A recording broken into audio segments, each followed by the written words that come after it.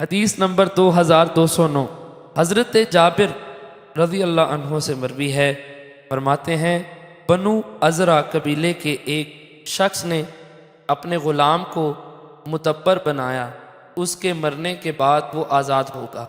یہ بات نبی اکرم صلی اللہ علیہ وسلم کو پہنچی تو آپ صلی اللہ علیہ وسلم نے فرمایا کیا تمہارے پاس اس کے علاوہ بھی مال ہے؟ اس نے عرض کیا نہیں۔ آپ نے فرمایا کون شخص اسے مجھ سے خریدتا ہے؟ چنانچہ نعیم بن عبداللہ العدوی نے اسے 800 درہم میں خرید لیا اور وہ درہم نبی اکرم صلی اللہ علیہ وسلم کی خدمت میں پیش کر دیے، اور آپ نے وہ درہم غلام کے مالک کے حوالے کر دیے۔